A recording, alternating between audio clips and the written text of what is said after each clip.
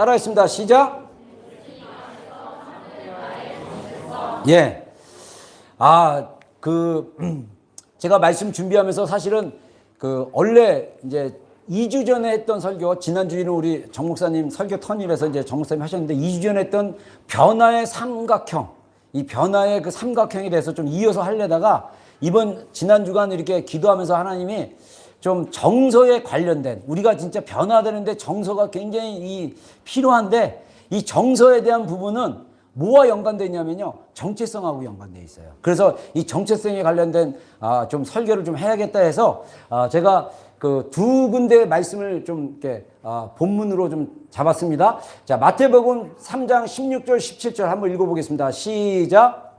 께서 세례를 받으시고 곧 물에서 올라오실새 하늘이 열리고 하나님의 성령이 비둘기같이 내려 자기 위에 임하심을 보시더니 하늘로부터 소리가 있어 말씀하시되 이는 내 사랑하는 아들이요 내 기뻐하는 자라 하시니라. 아멘. 자, 로마서 8장 29절 시작. 하나님이 미리 아신 자들을 또한 그의 아들의 형상을 본받게 하기 위하여 미리 정하셨으니 이는 그로 많은 형제들 중에서 맏아들이 되게 하려 하심이니라. 아멘.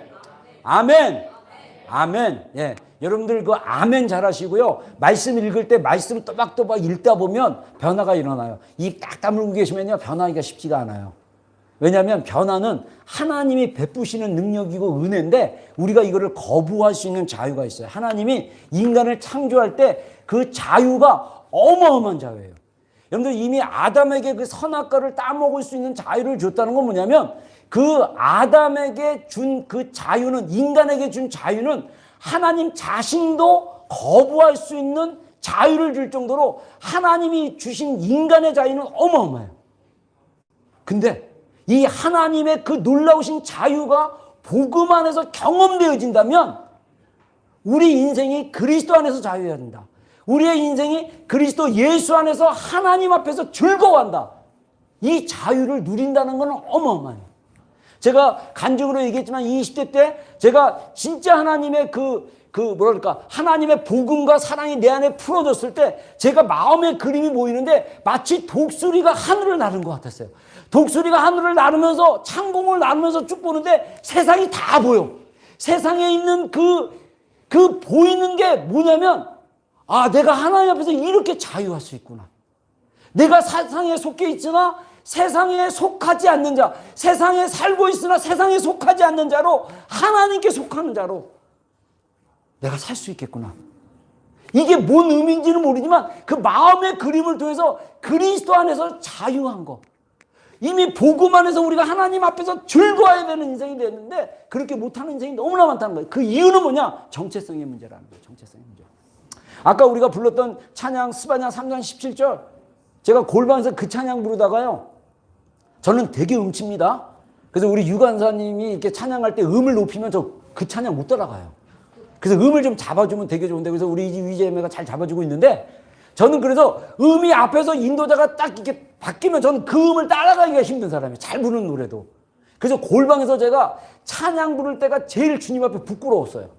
왜냐하면 찬송가를 부르거나 내가 음으로 부르면 내 음이 나와 그냥. 원래 악보의 음이 안 나와. 근데 놀라운 것은 하나님 저한테 주셨던 건 뭐냐면요, 제 찬양을 즐거워하시더라고요. 음정 박자 안 맞춰도 괜찮아. 내가 그 말씀을, 그 찬양을 가지고 내 마음을 들여서 찬양할 때 하나님이 즐거워하시더라고요. 그래서 어느 날 골방에서 기도하다가 스바냐 3장 17절이 생각이 나가지고 그냥 하나님 은혜로 깨닫게 해주시는 거예요. 그래서 찬양 가사를 부르는데 진짜 내 영이, 하나님이 내 앞에서 너무 즐거워하는 거예요.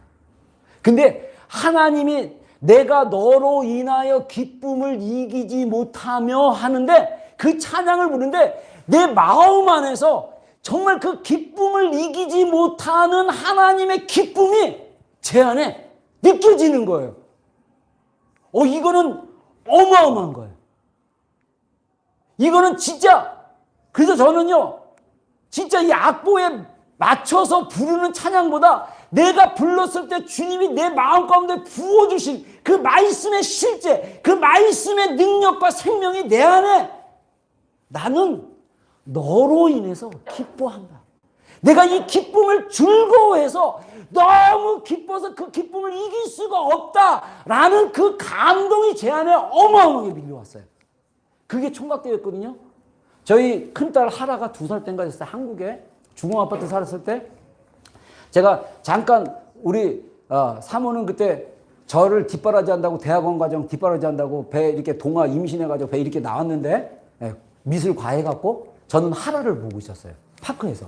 근데 하라가 그냥 2살짜리 애가 막 땅 파고 막 그래요. 그래서 저는 항상 보면 좀 이렇게 같이 놀아줘야 되는데 저는 늘 같이 가지만 저는 책을 본다고 책 몇 페이지도 못 보는데 책 가지고 다니면서 앉아가지고 그냥 책 보다가 이게 하라를 탁 쳐다봤어요. 근데 애가 막 쓰잘데기 없이 막 땅 파고 막 이래요. 근데 제가 어떤 게 느껴지냐면 너무 이쁜 거예요. 너무 진짜 애가 너무너무 이뻐가지고 그 이쁜 게 막 느껴져요. 근데 하나님이 저한테 내가 너를 이렇게 이뻐한다. 제가 20대 때 골방에서 기도했을 때 느꼈던 그 감정을 하나님 느끼게 하시더라고요.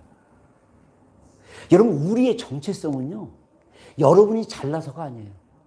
여러분이 좋은 집에 태어나서도 아니고, 여러분이 현재 좋은 직업 가지고 여러분들이 뭐 이뻐서도 아니고, 우리 자신을 위해서 예수님이 전부를 들여서 구원하셨기 때문에 이미 우리는 하나님의 새로운 피조물이기 때문에 하나님이 죄인 됐던 우리를 구원하시기 위해서 하나님 자신이었던 예수 그리스도가 목숨을 다 버리고 자신의 전부를 들여서 우리를 구원하셨기 때문에 하나님이 우리를 기뻐하시는 거예요.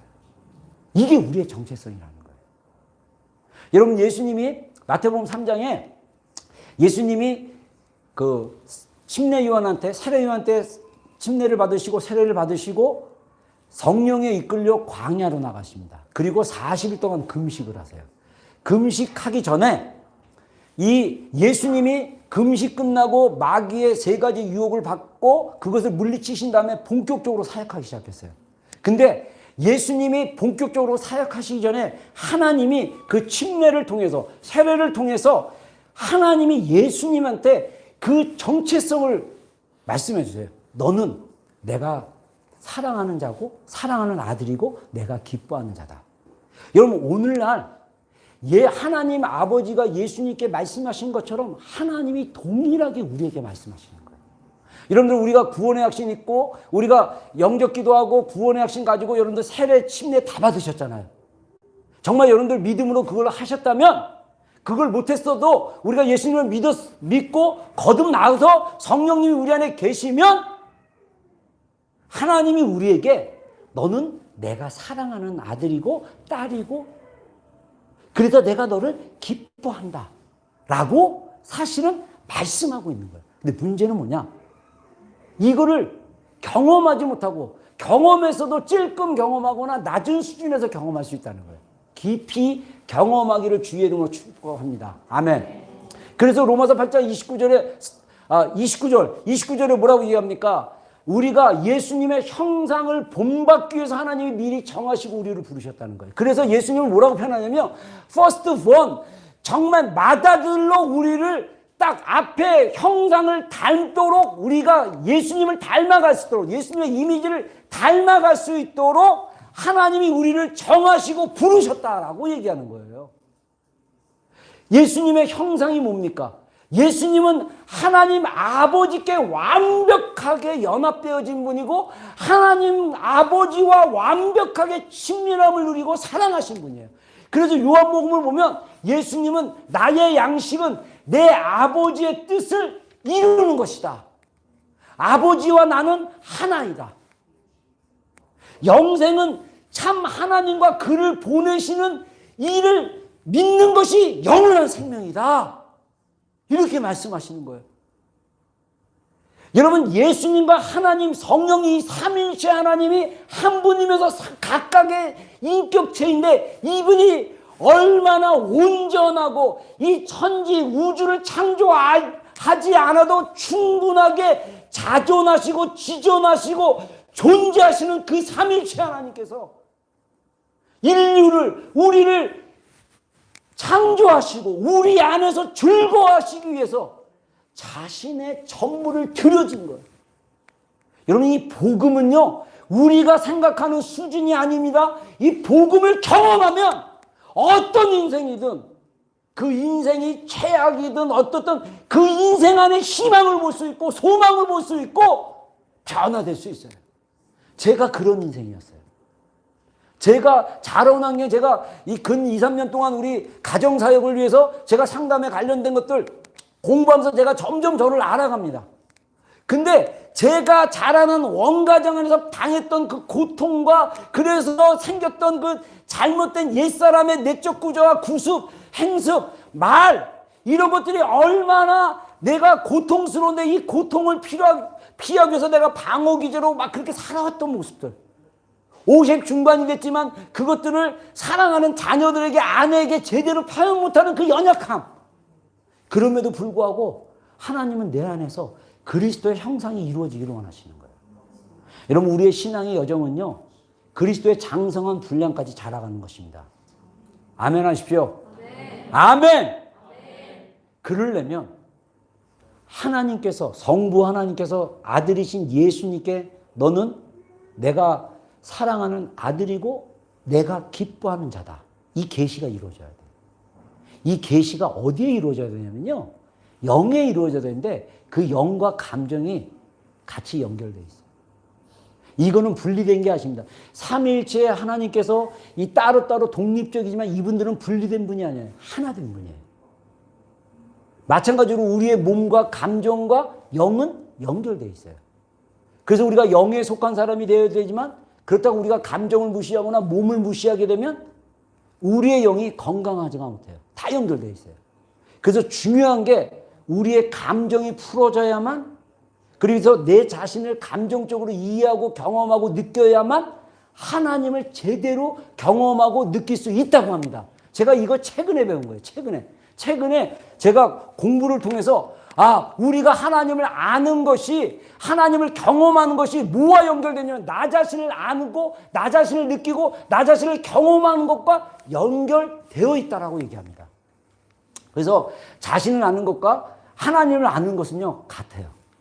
그래서 한번 읽어보겠습니다. 시작.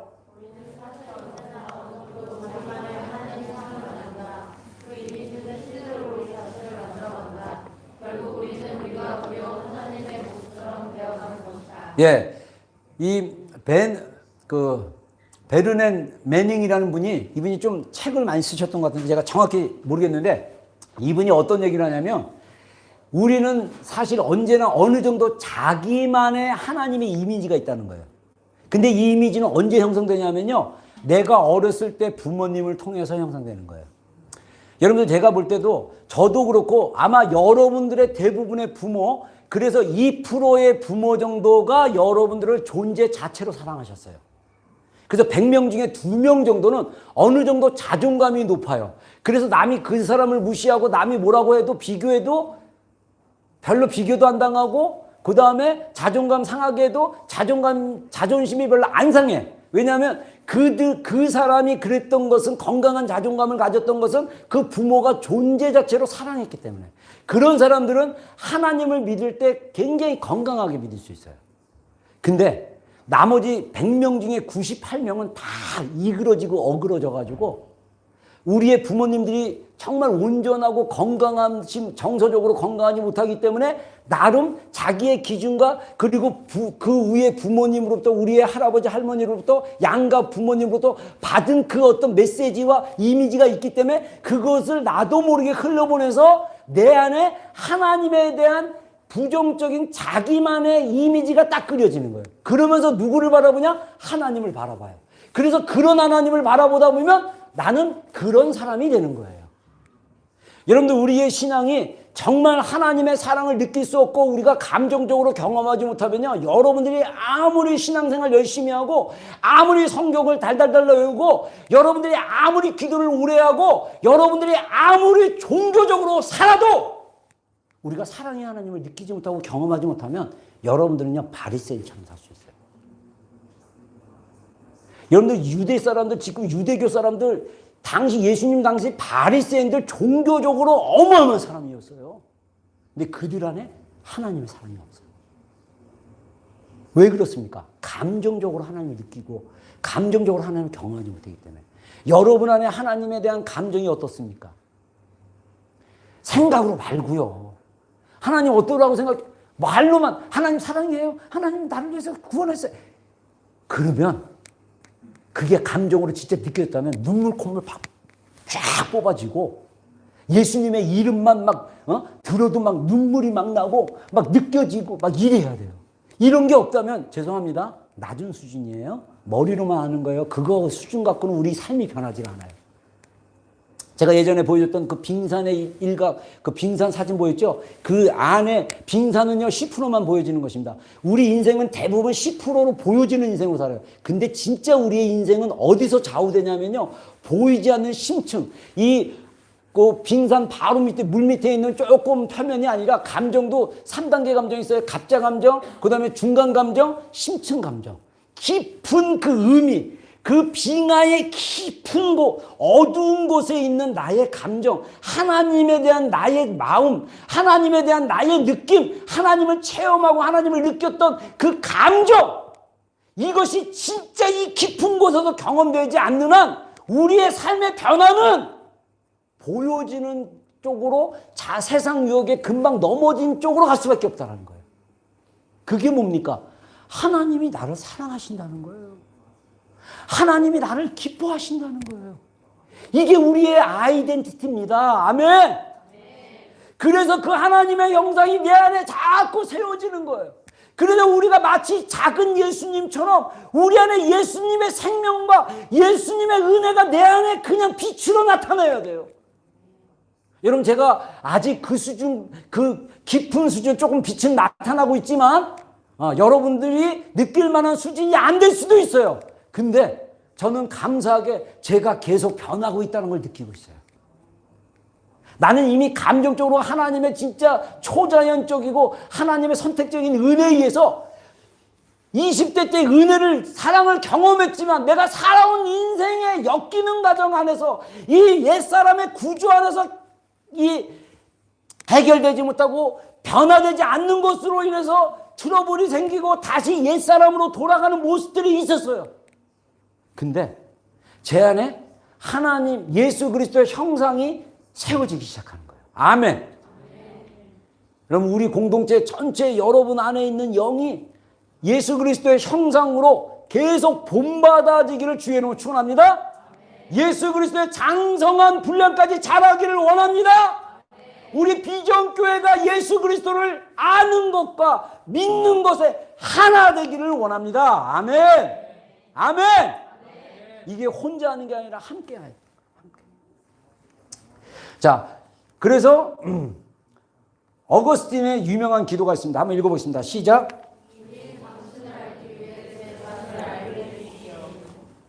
어거스틴의 참회력은 굉장히 유명한 책입니다. 거기서 어거스틴이 고백을 하는 거예요. 하나님을 제대로 알기 위해서 제 자신을 알게 해주십시오. 자, 아리스토텔레스의 철학적인 명제입니다. 한번 읽어보겠습니다. 시작. 자신을 아는 것은 모든 지혜의 시작이다. 이 플라톤의 제자였던 아리스토텔레스, 이 서양 철학의 두 거장 기둥, 플라톤과 아리스토텔레스는요, 이 서양 철학의 뿌리입니다. 그리고 여기서 뭐가 나냐면 서양 신학이 났어요. 독일 신학, 미국 신학. 성경을 보는 관점이 아리스토텔레스와 플라톤의 관점으로 보고 있어요. 근데 지금 이제 이스라엘이 회복되어서 우리가 이제는 순수하게 유대인의 관점으로, 히브리적 관점으로 성경을 보고 신학을 해석하는 게 필요합니다. 제가 한국에서 신학 공부를 9년 했는데 다 이게 뭐냐면 헬레니즘 시각으로 배운 거예요. 물론 그게 다 틀린 건 아닙니다. 그 안에 굉장히 좋은 것, 이성적으로 좋은 논리들과 또 신학적인 내용들이 있지만 진짜 우리가 히브리적인, 진짜 구약 성경의 이스라엘 사람들이 봤던 신약의 관점을 우리가 갖는 게 굉장히 중요해요. 그게 바로 사실은 우리가 알고 있는 신약 서신서가 그래요. 근데 이거를 우리가 자꾸 이게 아리스토텔레스나 플라톤의 관점으로 자꾸 해석하려는 그 뿌리가 있어요. 아무튼 이 사람이 얘기하기를 자신을 아는 것이 모든 지혜의 시작이다. 자신을 아는 게 굉장히 중요해요. 그리고 자, 이 요한 크리스토톰 이분은 별명이 황금의 입입니다. 황금의 입. 설교를 어마어마하게 잘했대요. 초대 교부입니다. 그래서 아마 사도 요한의 제자이거나 제자의 제자일 거예요. 요한 그 크리스토톰이. 자, 이분이 이런 말을 했어요. 한번 읽어보겠습니다. 시작. 당신 마음의 문을 발견하라. 거기가 하나님 나라로 들어가는 문임을 깨달을 것이다. 여러분 안에 마음의 문이 있어요. 거기가 열려져야 하나님의 나라의 문이 열려요. 우리 자신을 아는 거 굉장히 중요합니다. 그래서 근데 문제는 뭐냐? 강력한 세상의 유혹이 우리의 정체성을 흔들어 버린다는 거예요. 그래서 예수님이 금식하시고 40일 동안 금식했을 때 마귀가 유혹을 합니다. 예수님의 정체성을 가지고 유혹을 하는데 그것은 바로 뭐냐면 그 예수님의 정체성을 흔들어 버려서 거짓 자아로 끌고 가려는. 그래서 여러분들 우리는 어느 정도 거짓 자아의 모습들이 있어요. 이것을 다른 말로 얘기하면 가면을 쓴다고 그래요. 뭐냐면 자기의 속과 느낌은 다른데 사람들에게 보여지는 것에 집중하는 사람들이 꽤 많아요. 자기가 자기와 진실된 것을 모르고.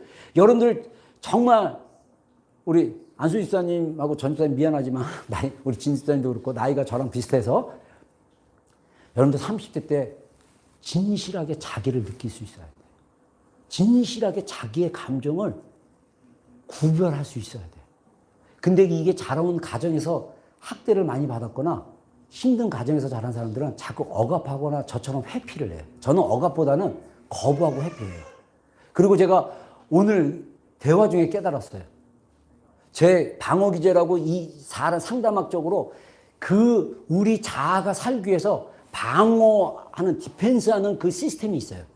그 시스템 중에 하나가 18가지인가 20가지가 있는데 그 중에 하나가 뭐냐면 이상화예요. 이상화. 아이디어라게 하는 거예요. 모든 걸 다 좋게 보려고 하는 거예요. 제가 그게 방어기제가 있었어요. 그래서 나쁜 일이 생기면 다 좋게만 보려고 그래요. 근데 그것도 방어기제예요. 그리고 제 안에 회피가 있어요. 남의 감정은 제가 안 보고 얼굴을 돌려요. 자동적으로. 봐달라고 해도 안 쳐다봐요. 우리 하나가 징징거리면 너무너무 듣기 싫어가지고 그 울음을 멈추기 위해서 수단과 방법을 가리지 않고 막 달래요. 근데 그게 굉장히 안 좋은 거였어요. 여러분, 제가 점점 제 자신을 알아가면서 내가 이래서 이랬구나. 이 뿌리가 다 뭐냐면 원가족하고 다 연결되어 있어요.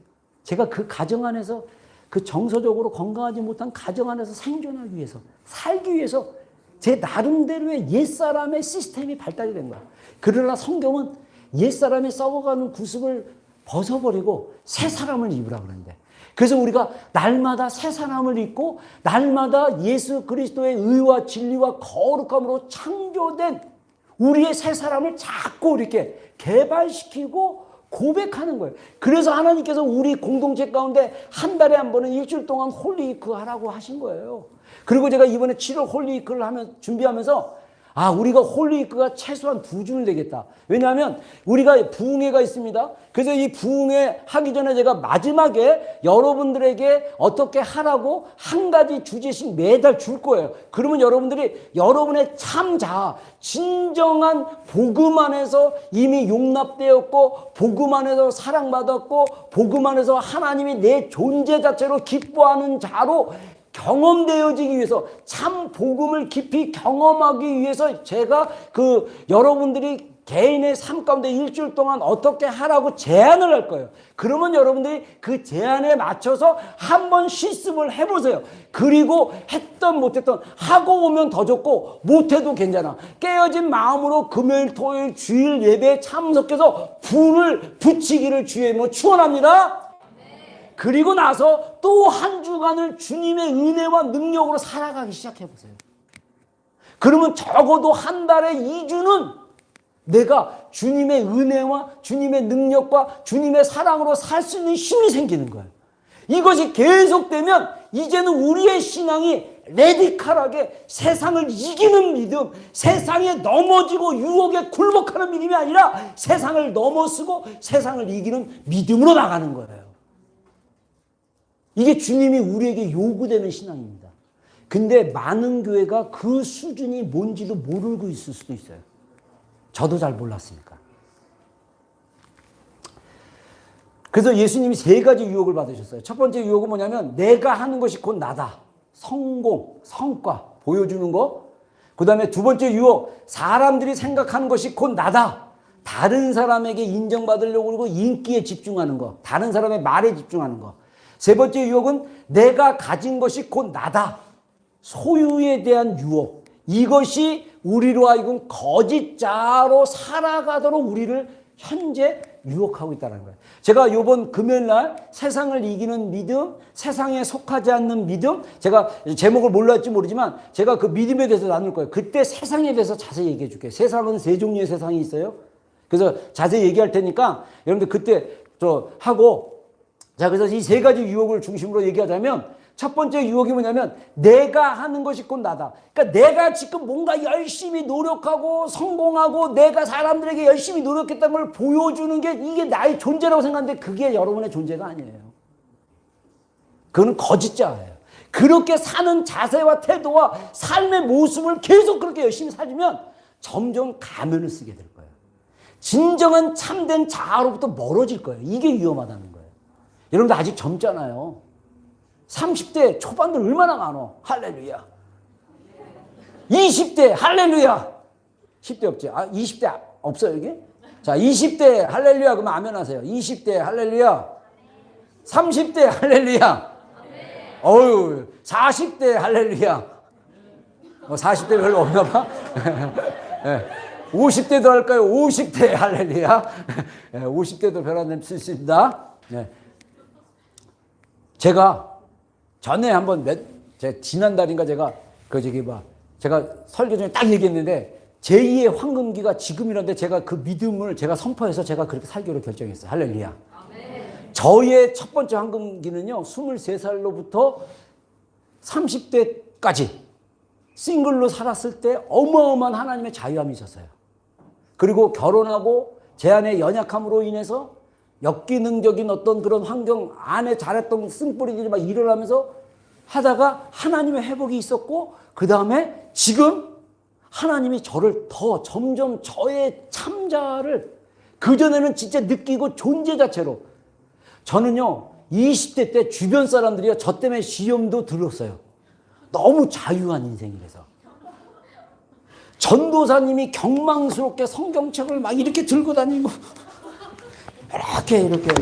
이렇게 성경책을 이렇게 해서 내 성경책을 다 이루고 이렇게 가셔야 되는데 우리 제 후배 지금 저희 남미에서 목회하고 있는 제가 한 3년 4년 후배는 얘는 늘 머리도 쫙 무스로 이렇게 쫙 고정시키고 그리고 딱 진짜 나이 든 목사님 같았어요. 걔 볼 때마다.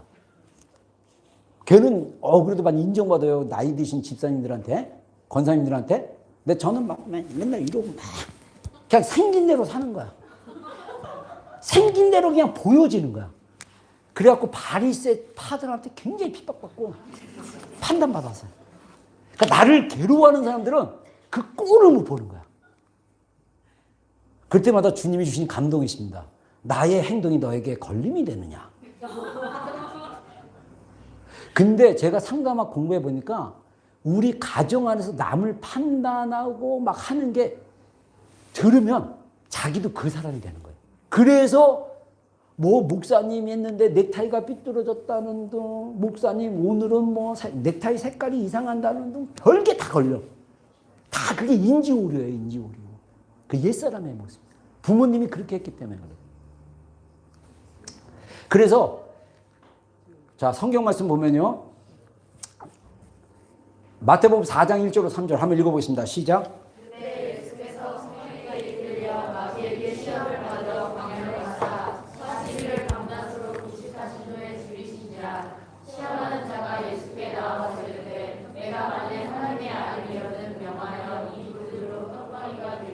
예. 자, 여러분들이 기억하셔야 될 게 뭐냐면 이 40일 동안 금식이 끝났을 때 마귀가 나타나가지고 사탄이 나타나갖고 예수님을 유혹합니다. 첫 번째 유혹이 예수님이 본격적으로 사역하시기 전이에요. 근데 네가 진짜 하나님의 아들로 이 땅에 왔으면 이 돌을 떡으로 만들어 봐라. 이 얘기는 뭐냐면 예수님으로 하여금 네가 뭔가 하나님의 아들인 것을 보여줘라. 그렇게 봤을 때 사람들이 믿지 않겠냐, 이런 전제도 있다라는 거예요. 그래서 이 세상 문화가요, 사람들은 우리의 가치와 중요성을 세상의 성공이라는 유혹에 쉽게 빠져든다는 거예요. 그래서 좋은 직장 가지고 좋은 직업 가진 거 학력. 제가 뉴질랜드 살면서 좋았던 거는 뭐냐면요, 뉴질랜드는 그나마 한국과는 달리 그 직업의 귀천이 별로 없어요.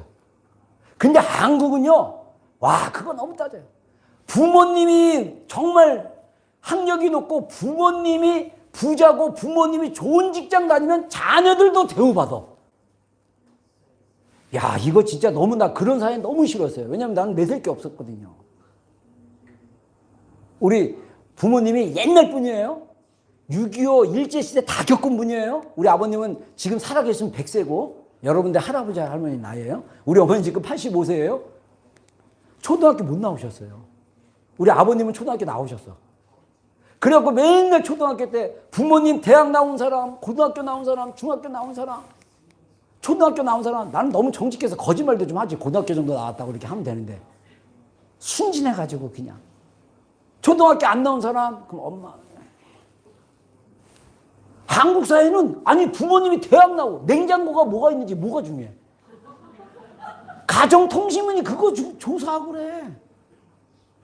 그리고 맨날 물은 게 아버지는 뭐 하시냐? 한국은요, 결혼해도 부모님이 좋으면요, 좋은 사람 만날 수 있어요. 네. 부모님이 좀 레벨루가 낮으면, 로클라스면 또 지인의 하나님 안에 높고 낮으면 어디 있어요? 세상은 그렇게 본다는 거예요. 그래서 우리가 원 가정 안에서 성공해야지, 좋은 직업 가져야지, 사람들에게 보여줘야지, 그런 유혹 속에 살 수 있다는 거예요. 그런 인생은요, 되게 고달픕니다. 왜냐하면 여기서 상담학적으로 봤을 때 부모님이 우리를 양육했을 때 9가지 부모님의 양육 태도가 있는데 그 중에 하나가 완벽주의가 있어요. 완벽주의. 그래서 여러분들의 부모님 중에 여러분들이 공부하고 여러분들이 하는 행동에 대해서 되게 못마땅하고 마음에 안 들어하면 우리 안에 뭔가 부모님에게 그 성과로 보여주려고 노력하는 인생들이 꽤 많아요. 여러분들, 그것은 그렇게 하기 위해서 내가 참된 자아로 사는 것이 아니라 거짓 자아로 살아가는 거예요. 여러분, 왜 우리가 옛사람에 썩어져가는 그 행동과 패턴을 끊어버려야 되냐면 우리 안에 새 사람으로 입은 시스템과 새 사람의 하나님의 은혜와 능력의 시스템이 들어와야 돼. 이 메커니즘이 들어와야 되는데 그 옛사람께 계속 돌아가면요, 이게 들어와도 금방 튕겨져 나가는 거예요. 그래서 여러분들, 사람에게 좋은 직업, 내가 정말 이렇게 일을 함으로써 인정받으려는 거, 그거 세상의 유혹입니다. 우리는 따라하겠습니다. 존재 자체로 이미 하나님의 사랑을 받는 자다. 하나님이 나를 위하시면 누가 우리를 대적하리요. 아멘. 여러분들 가진 것 가지고 여러분들 겉보고 사람들이 여러분들을 룩다운하고 비판하고 우습게 여겨도 여러분들은 우습게 여김을 당할 사람이 아닙니다. 존재 자체로. 할렐루야. 이게 진짜 우리의 아이덴티티예요. 이게 참된 나예요. 그래서 혹시 여러분들 부부싸움 하다가 무시하면요, 그 무시를 받아치세요. 나는 하나님의 존귀한 자녀야, 딸이야, 아들이야, 이렇게. 여러분들, 우리 존재 자체로 참되게 우리가 성공하든 좋은 직업을 가지지 못해도 하나님은 존재 자체로 우리를 받아주시는 거예요. 저는요, 그래서 한국 문화가 되게 싫었던 게 뭐냐면요, 성공 위주로 나가는 거. 예전에 다 녹화가 되니까 매년 이렇게 하는 이게 있었어요. 근데 청소년 거기에 갔었는데 강사분이 장로님이고 미국에서 의사였던 분이에요. 이분이 자기가 입시를 어떻게 해서 대학을 가서 의사가 됐는지 쭉 얘기하시면서 너희도 변호사 되고 의사 되고, 한국 아직도 아마 그럴 거예요. 난 지겨워. 아니, 이 아이들 중에 의사 되고 변호사 되고, 여기는 변호사 되기 쉽지는 한국 굉장히 어렵거든요. 여기는 의사 되기는 진짜 힘들어요. 아무튼 그 좋은 직업을 가져야만 하나님께 영광 돌린다. 이거 세상적인 강력한 유혹이에요. 아, 내 자식이 대학을 못 나왔던, 내 자식이 좋은 직업을 못 가져도 하나님의 사랑받는 자녀인데, 그래서 내 자식이 좋아하는 거, 내 자녀가 정말 좋아하는 것으로 기뻐하고 즐거워하고 그것으로, 아, 돈 많이 못 벌면 어때? 그냥 먹고 살 정도. 또 먹고 못 살면 어떻게? 하나님이 먹여주시고 먹여주시고 하시는데. 할렐루야.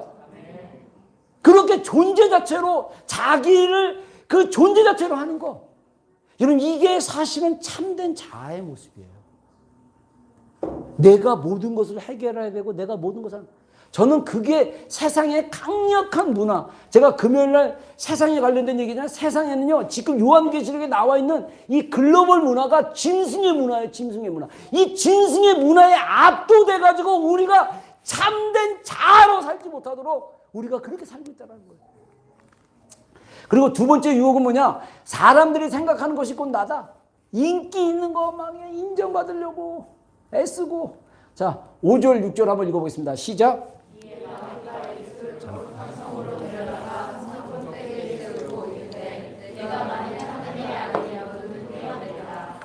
예. 자, 마귀가 또 예수님께 뭐라고 얘기합니까? 성 꼭대기에 올라가 가지고 네가 하나님의 아들이면 뛰어내려봐. 이거는 뭐냐면 네가 사람들이 보는 데서 인기가 있으니, 네가 꼭대기에 섰으니까 사람들이 널 우러러 보잖아. 네가 뭔가 보여줘. 그래서 그렇게 유혹을 했는데 예수님이 주 너희 하나님만 경배하라. 주 너희 하나님을 시험하지 말라. 그러면서 물리쳤죠. 첫 번째 유혹은 하나님의 말씀으로 산다. 입으로만 그 먹는 것으로만 아니라 하나님의 입에서 나오는 말씀으로 산다. 그러면서 물리치고, 두 번째는 주 너희 하나님을 시험하지 말라. 이렇게 얘기하면서 물리쳤는데, 우리가 너무 남을 의식해요. 그래서 대부분의 사람들이 자신이 생각한 것보다 다른 사람을 중요하게 생각하는 것에 자기의 가치를 매겨. 우리가 왜 그런 시스템이 들어왔냐면 우리 사회가 그랬고 세상이 그랬고 우리 가정 안에서 부모님이 그렇게 가치를 매겼기 때문에 그래요. 부모님이 원하는 사람으로 키우기를 원해가지고 부모님이 원하는 사람으로. 저는요, 다행히 우리 부모님이 저를 포기했어요. 포기했다는 건 뭐냐면 부모님이 너무 바쁘셔가지고 인정의 말을 못해서. 그래요. 제가 초등학교 때 노력상장 반에 60명 중에 30명, 20명이 주는 노력상장을 받아가지고 저의 첫 상장이었는데 아마 초등학교 1학년, 2학년으로 기억하는데 너무 기뻐가지고 그날 엄마 아빠가 오기를 너무너무 기다려가지고 상장을 문틈에 넣었다가 뺐다가 왜 그러냐면요, 제 친구 집에 갔더니 똑같은 노력상장인데 액자로 해가지고 막 벽에 붙이고 막. 그래서 나도 그럴 줄 알았어요. 근데 부모님이 밤늦게 일하고 오셔가지고 피곤하셔가지고 엄마 아빠 나 이거 상장 받았어요. 그랬을 때 그래. 아이고 피곤하다. 야 빨리 씻고 밥 먹자. 그 순간 제 안에 공부로 부모님을 기쁘시게 못하고 인정받지 못하구나. 놀았죠 뭐. 제가 원래 머리가 어렸을 때 제가 진짜 똑똑한 사람 많이 들었어요. 그래서 제가 대학교 1, 2학년 때까지 군대 가기 전까지 제가 당일치기로 모든 거를 해낸 사람이에요. 근데 국영수는 당일치기가 잘 안 되더라고. 특히 그 영어 수학은. 은혜로 할렐루야. 제가 원래 머리가 부모님께 받은 유전자가 생각자라고 메모리가 그냥 저절로 잘 외워지고 사람 이름부터 시작해가지고. 근데 이제 나이가 드니까 약간 노쇠지긴 했는데 진짜 제가 성경 읽거나. 그래서 제가 감사한 게 하나님 저한테 우리 부모님의 좋은 유전자로 해가지고 책을 보고 이해할 수 있는 능력을 많이 주셨어요. 그래서 저는 책을 보고 이해하는 능력이 굉장히 빠른 편입니다. 다른 분에 비해서. 그래서 이 설교도 이 책을 보고 이해하고 그 다음에 이것을 제가 잘 소화해서 가르칠 수 있는 달란트를 주님이 저한테 주신 것 같아요. 그리고 나서 부모님으로부터 그렇게 인정받지 못하니까 저는 몰래도 인정받을 필요가 없다고 생각한 거예요. 그래서 주님이 감사하게도 우리 부모님의 그 바쁜 삶을 통해서 인정을 별로 안 해줘가지고 제가 인정받으려고 살지 않았어요. 늘 아웃사이더로 아싸로 그냥 살았어요. 근데 사람 무시하는 게 그냥 그때 수치심이 있어가지고 예수님 만나기 전에 엄청난 수치심 때문에 늘 진짜 그렇게 활발한 애가 맨날 남의 집 가서도 무릎 꿇고 앉아야 되고, 밥 먹으려면 그 밥상에 가서 같이 남의 집 밥상에 가서 밥 숟갈 뜨는 게 너무나 두렵고 창피하고, 그래서 못 가고 막 그래서 수치심 덩어리로 살다가 하나님 만나서 존재 자체로 너는 존귀한 자라고 할 때, 그때부터 저는 나는 사람이었어요. 자유한 자. 할렐루야. 제가 그렇게 20대를 보냈어요. 여러분, 하나님 안에서 존재 자체로, 이미 복음은 우리를 존재 자체로 사랑받는 자에 기뻐하는 자라고 했어요. 이거를 제발 빨리, 하루빨리 경험합시다. 할렐루야. 그 여정이 어느 때인지 모르지만, 그래서 여러분 안에 그런 은혜가 막 넘침으로 여러분은 그냥 존재 자체로 너무 잘하려고 하지 않고, 인정받으려고 하지 않고, 뭐 보여주려고 막 하지, 그렇게 살지 마. 거짓이야, 거짓. 그냥 있는 그대로 생겨 먹으신 대로, 생긴 대로. 근데 자기가 어떻게 생긴지를 몰라. 가면을 여러 개 써가지고 부모님이 원하고 부모님이 인정하는 수준으로 왔기 때문에 가짜로 살아, 가짜로. 그러니까 내 안에 기쁨이 없고, 내 안에 즐거움이 없고, 내 안에 진정한 조이가 없는 거예요.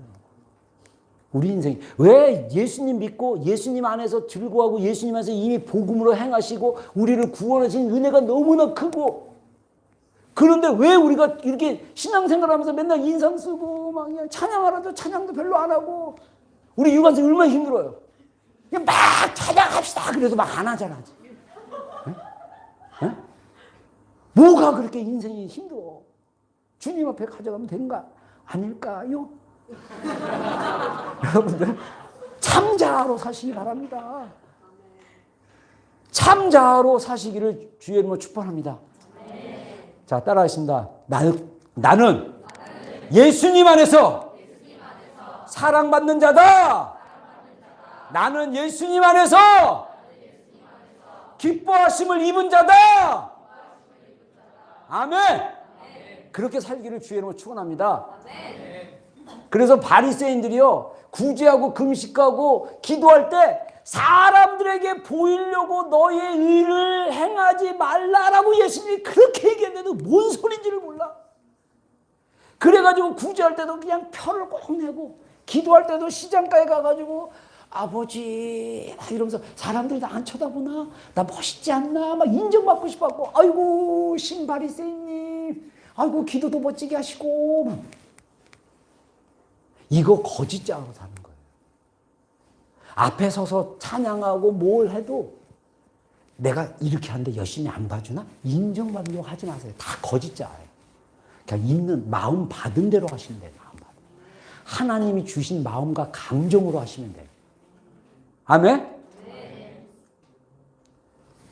그리고 세 번째, 내가 가진 것이 곧 나다. 소유. 아, 우리 교회 진짜 소유요. 와, 이 거짓자로 막 그냥 있습니까?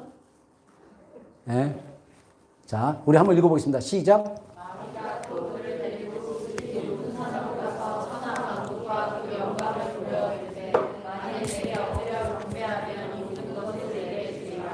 마귀의 마지막 유혹이 뭐냐면, 내가 이 모든 것을 너에게 주겠다. 세상은요, 네가 많이 소유할수록 너는 중요한 사람이 될 거야. 네가 많이 가질수록 사람들이 너를 좋아할 거야. 이렇게 말할 수도 있어요. 그리고 또 다른 말로 얘기하면, 내가 많이 가질수록 내가 불안감에서 벗어날 수 있다고 생각해요. 그래서 세상 문화는 사람의 가진 것을 근거로 성공을 평가하고요, 사람들은 자기 소유한 것을 통해서 안정감을 갖는 거예요. 그래서 여러분들 그 물건에 집착하고, 뭐 우리 지체들 중에 신발에 집착하거나 뭐에 집착하고, 차, 뭐 저는 책에 집착했어요. 저는 진짜 꼭 가지고 싶은 책이 있으면요, 너무 궁금해요. 막 어떤 책을, 저는 책을 보면 각주를 많이 보거든요. 각주를 보면 영어는 실력이 안 되니까 영어 각주, 번역된 책들 보면 요게 요렇게 인용된데 요 책의 전체는 뭘 얘기하고 있을까? 너무너무 궁금해요. 그래가지고 그 책을 사는 거예요. 이것도 알고 봤더니 이것도 중독이나 충동적 행동에, 그냥 돈만 생기면 서점 가가지고 책만 사는 거예요. 그리고 뿌듯해하고 막. 안 읽은데도 뿌듯해.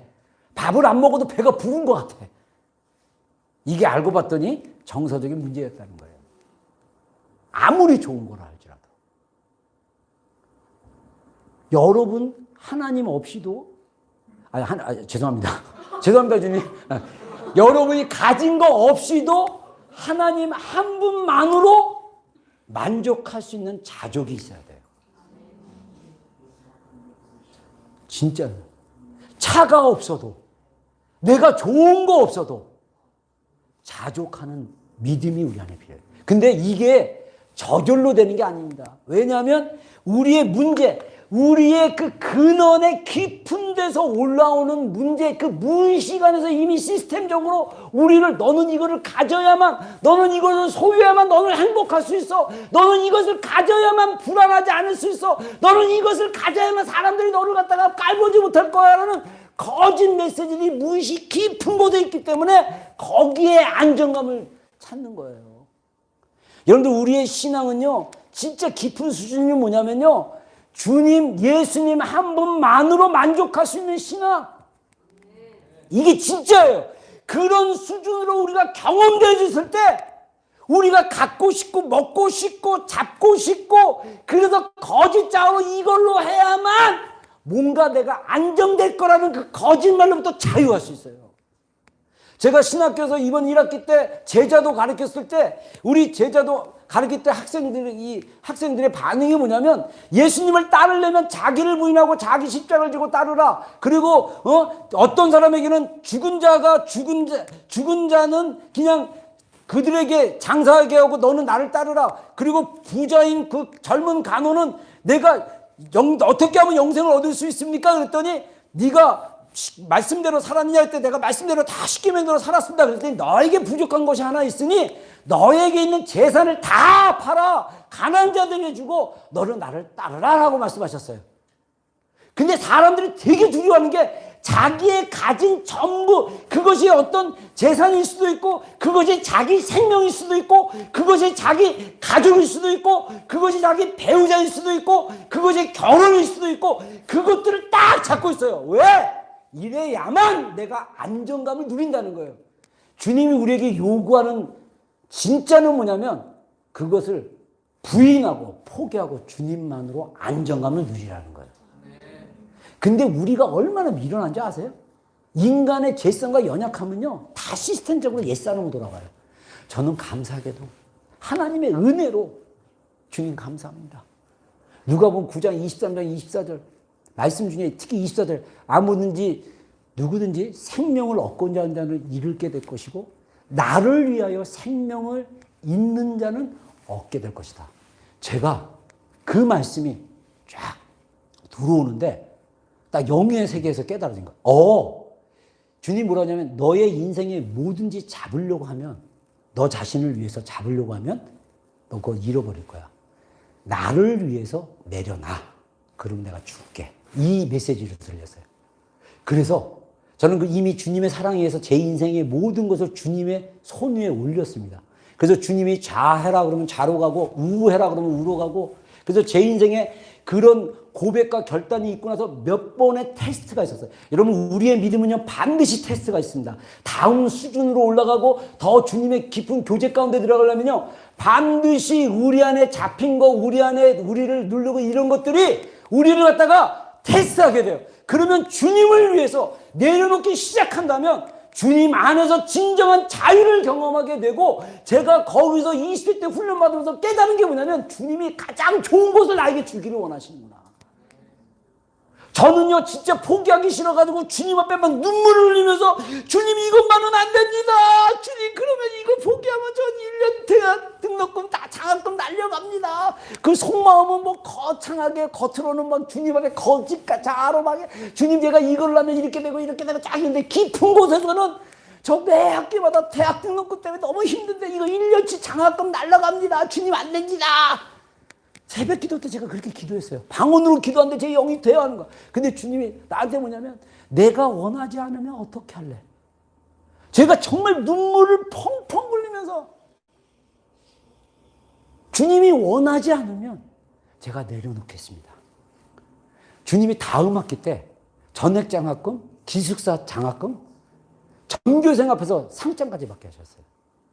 할렐루야. 졸업식 때. 저는요, 이런 하나님을 위해서 저의 안정감은 예수님이었어요. 제가 20대 때 그런 인생을 살니까, 그리고 제 인생의 여정 가운데 저의 소망에, 그래서 우리가 영성으로 봤을 때, 우리가 배로 따졌을 때 이 배가 폭풍우 가운데 견딜 수 있어야 되는 것은 뭐냐면요, 이 배가 이 닻을 내려갖고 깊은 데 닻이 있으면요, 이 배가 폭풍우 와도 뒤집히지가 않는 거예요. 우리의 무의식의 깊은 곳에 닷에 예수 그리스도가 있어야 돼요. 우리가 주님에게 소망을 둬야 됩니다. 우리의 무의식의 깊은 곳에 주님께 소망을 두는 방법은 뭐냐? 주님의 사랑이 경험되어야 소망을 둘 수 있어요. 그게 안 되는 이유가 뭐냐? 여전히 내 안에 옛사람으로, 옛자아로 살았고 거짓 자아로 살아왔던 그 두려움이 나를 그렇게 만든다는 거예요. 그래서 예수님이 마태복음 6장에 오늘 있다가 내일 아궁이에 떨어지는 들풀도 하나님이 이렇게 입히시거든. 하물며 너일까 보냐, 믿음이 작은 자들아. 들풀도 입히시는 그 하나님이 우리를 돌보시지 않겠습니까? 여러분, 그 하나님의 사랑 가운데 나아가기를 주의 이름으로 축원합니다. 네. 여러분, 우리 인생에 하나님은 가장 좋은 것을 주시기를 원하시는 거예요. 그걸 믿으시면요, 여러분들이 그 잡고 있고 얻고 있고 뭔가 있는 그거로부터 우리가 자유할 수 있어요. 그게 우리에게 안정감을 주는 게 아닙니다. 예수님만이 우리에게 안정감을 줍니다. 아멘. 그래서 제가 책에 나와 있는 집중은영 너무 말이 좋아가지고 이거 하고 우리 마지막으로 우리 어떻게 홀리익한지 간단하게, 잠깐만요. 미안해요. 자, 우리 한번 읽어보겠습니다. 시작.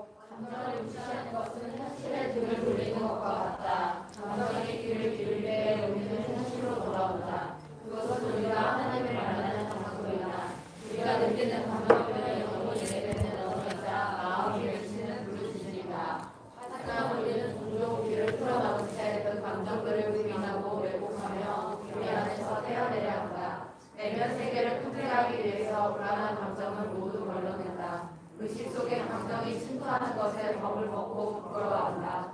이처럼 강렬한 감정을 주시하는 것은 자신을 부정하는 일뿐 아니다.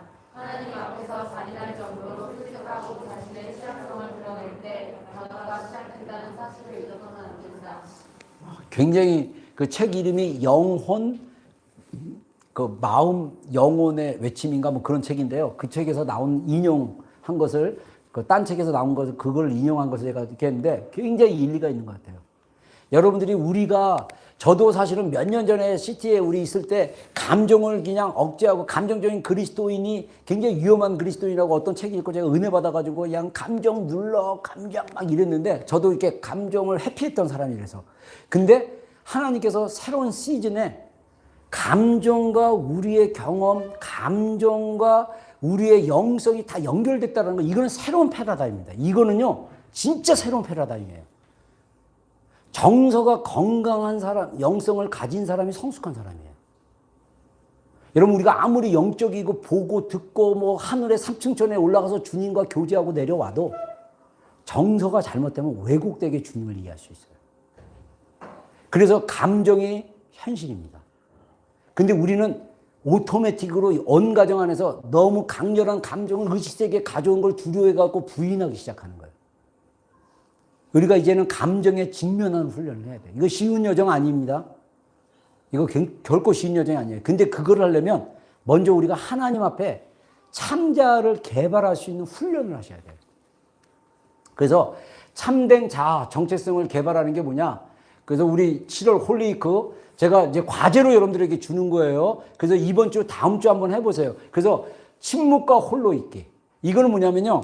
그래서 주중에 월요일부터 토요일 사이 주 3회 정도는 해주면 좋고, 안 되면 한 번이라도 한번 해보세요. 1시간 이상 혼자 계셔요. 핸드폰 끄고, 핸드폰 딴 사람한테 주고, 혼자 방에 가셔서 1시간 동안 펜하고 노트만 가져가시면 돼요. 뭐 또 이렇게 이런 거 가져가서 여기다 나는 이게 더 쓰는데 좋아. 근데 자기 손으로 써주세요. 그게 좋습니다. 자기 필체를 한번 써보세요. 영어로 써도 좋고 한국말로도 좋고. 일기를 쓰세요. 그날.